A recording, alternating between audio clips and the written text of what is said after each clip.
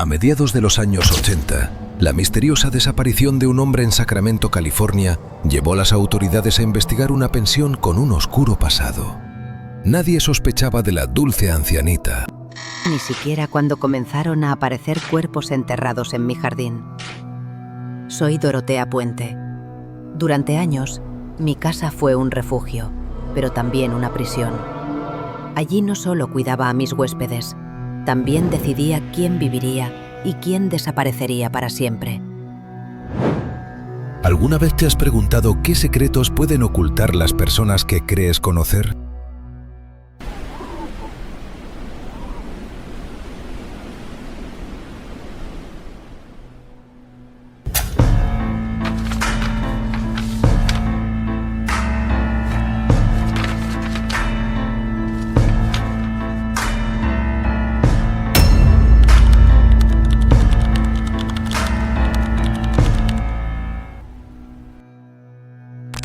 Nací el 9 de enero de 1929 en Redlands, California. Era la sexta hija de una familia con grandes problemas. Mi infancia fue difícil. Mi padre, Jesse James Gray, falleció de tuberculosis cuando yo tenía 8 años. Y mi madre, Trudy May Gray, perdió la vida en un accidente de moto poco después. A los 9 años, fui enviada a un orfanato. No era un lugar seguro. En aquel tiempo, el maltrato infantil y el abuso eran tristemente comunes en muchas instituciones como esa. Dorotea fue víctima de esos abusos. Después de una infancia rota y una juventud marcada por la pobreza, comprendió que el matrimonio podía ser una vía para escalar socialmente. Me casé más de 5 veces. A cada esposo le ofrecí una versión diferente de mí. Oculté mi pasado. Embellecí mis orígenes, inventé estudios, títulos, contactos. Se volvió una experta en la mentira. Les contaba que era amiga de figuras conocidas, que había trabajado con políticos o que tenía vínculos con diplomáticos. Les hice creer que era hermana de celebridades, pariente del embajador de Suecia e incluso superviviente del bombardeo de Hiroshima. Cambiaba mi nombre con frecuencia. Usé apellidos de mis esposos, alias inventados, lo que hiciera falta. La verdad era algo moldeable. A fuerza de repetirla, incluso yo llegué a creer algunas de mis propias historias. Para muchos, parecía una mujer educada, generosa y de mundo. Nadie imaginaba que todo era un teatro cuidadosamente construido para ocultar una vida de abandono, fraude y algo mucho más oscuro. A los 16 años, me casé con el soldado Fred McFall. Fue mi primer marido, un hombre joven, recién salido del servicio militar. Con él tuve 2 hijas, pero la maternidad nunca fue un papel que me sintiera capaz de sostener. Una de las niñas fue dada en adopción. La otra fue enviada a vivir con parientes en Sacramento. Para Dorotea era imposible imaginar una vida criando a 2 hijas mientras apenas sabía cuidar de sí misma. A finales de 1948, Fred me abandonó. Había aguantado lo que pudo, pero la relación se rompió. Así que empecé a contar que había muerto de un paro cardíaco.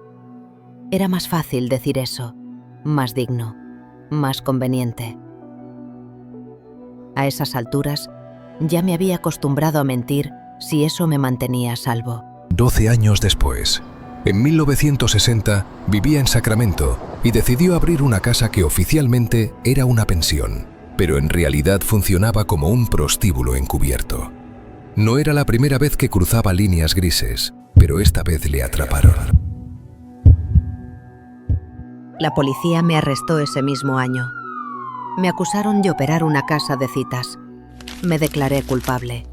Pasé 90 días en la cárcel del condado de Sacramento. Fue mi primera condena, pero no sería la última. Aún así, cuando salió, no se detuvo. Sabía cómo manipular la compasión de la gente.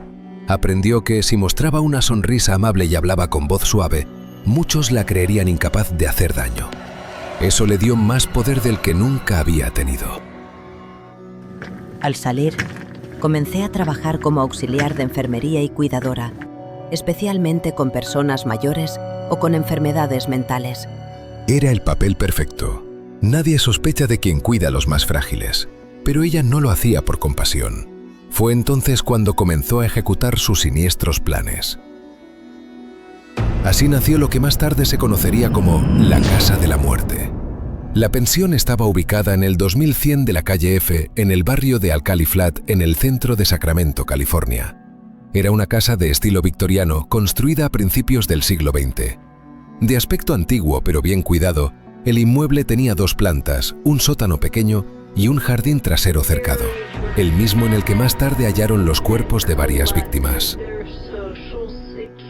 Su fachada era sencilla, pintada de blanco, con persianas de madera y una pequeña verja en la entrada. En el interior había entre 6 y 7 habitaciones disponibles. Recibía inquilinos de edad avanzada, con enfermedades mentales, personas con pocos recursos y sin familia. La casa funcionaba legalmente como una casa de acogida no oficial, donde ofrecía hospedaje, comidas y cuidado básico a cambio de cheque mensual del Seguro Social o las ayudas del gobierno de cada uno.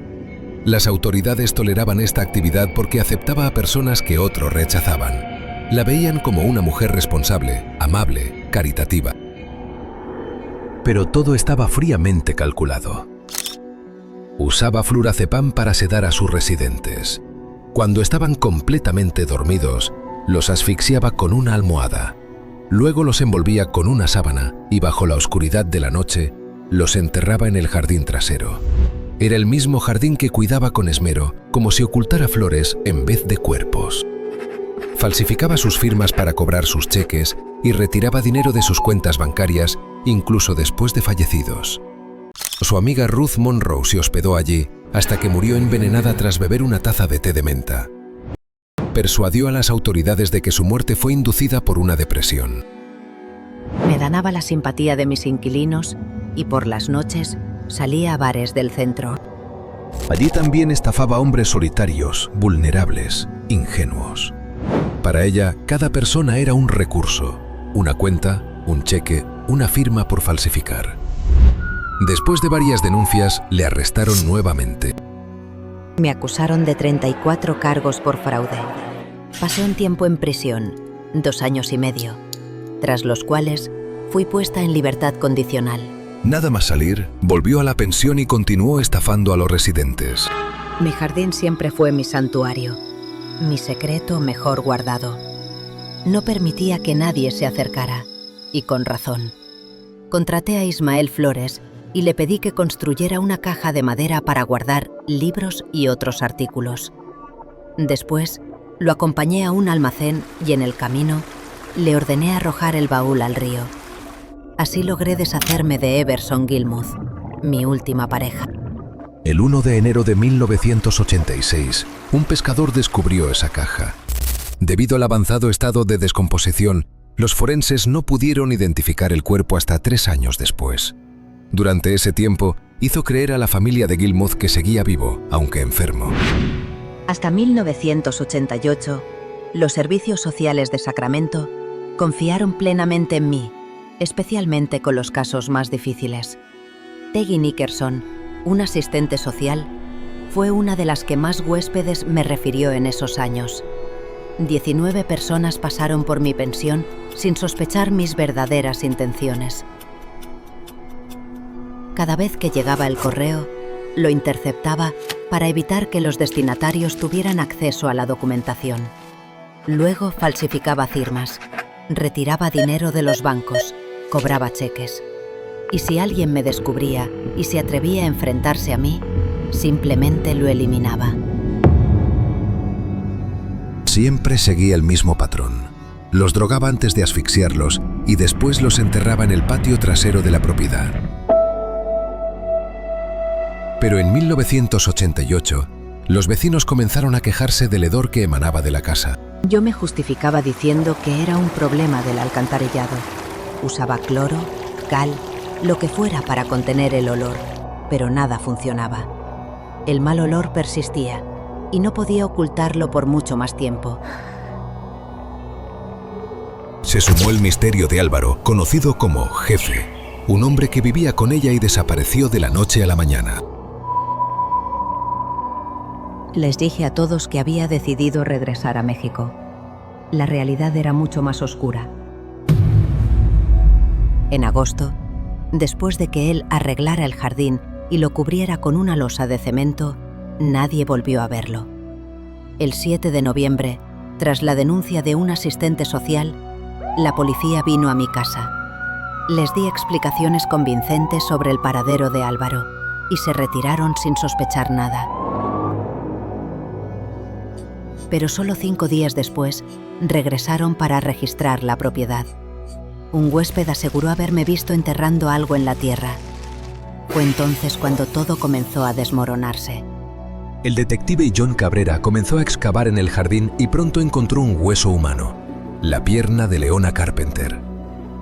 En las horas siguientes aparecieron carne seca, trozos de tela y en total 7 cadáveres enterrados bajo la tierra.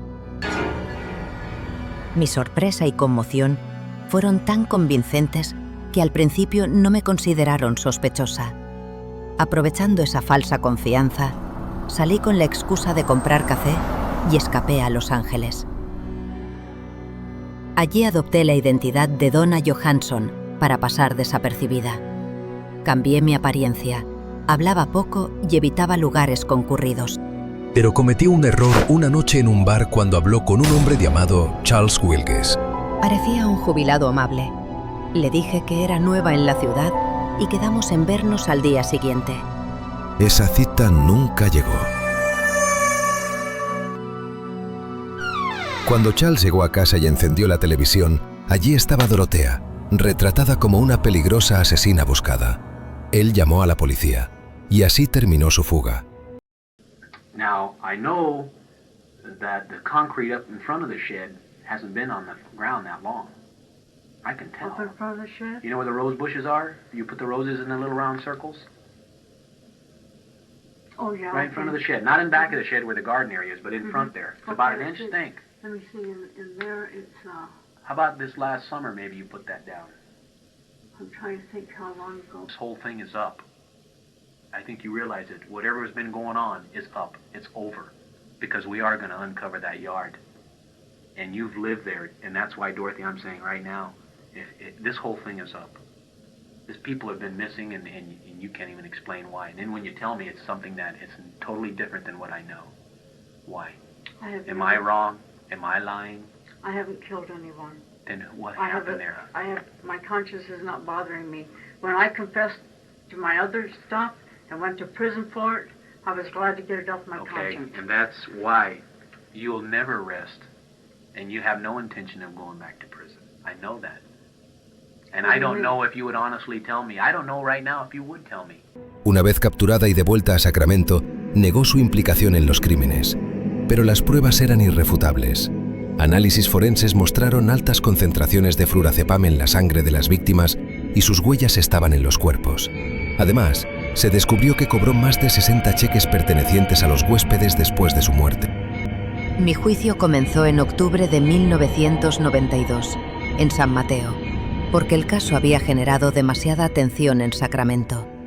Se presentaron más de 150 testigos y 3.500 páginas de pruebas, testimonios, documentos bancarios, informes forenses e incluso vecinos que juraron haberme visto cavando en el jardín.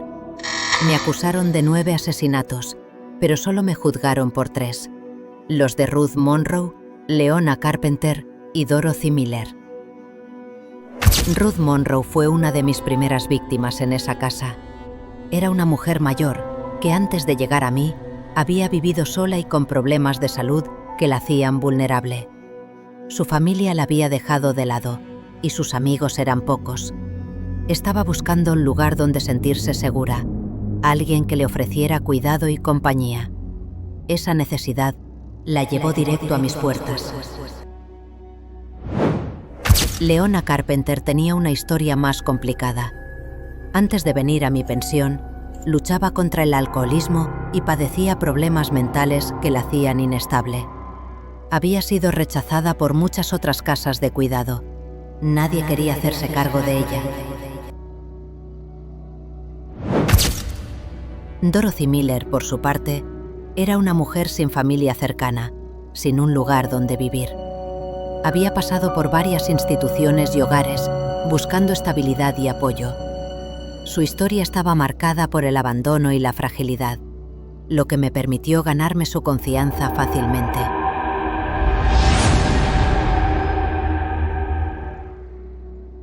El fiscal pidió la pena de muerte.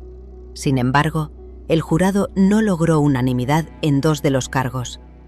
Al final, me declararon culpable de 3 asesinatos en primer grado. Fui sentenciada a cadena perpetua sin posibilidad de libertad condicional. Cuando escuché el veredicto, no lloré. Me giré hacia mis abogados y les dije con calma: no maté a nadie. Encerrada en la cárcel central de mujeres de California, en Chowchilla, defendí mi inocencia hasta el final. Dicen que escribí un libro llamado Cocinando con un asesino en serie, pero no es del todo cierto. En realidad, quien escribió y publicó ese libro fue un hombre llamado Shane Buckby, un autor con quien me carteé mientras estaba en prisión. Yo le envié algunas recetas y respondí a sus preguntas, pero nunca escribí ni publiqué nada por mí misma. Él juntó mis palabras, añadió entrevistas y fotos y sacó el libro. Aunque hay varios documentales y episodios de series que hablan de mi caso, como los de Mentes Criminales o Worst Roommate Ever en Netflix, yo nunca participé directamente en ninguna grabación.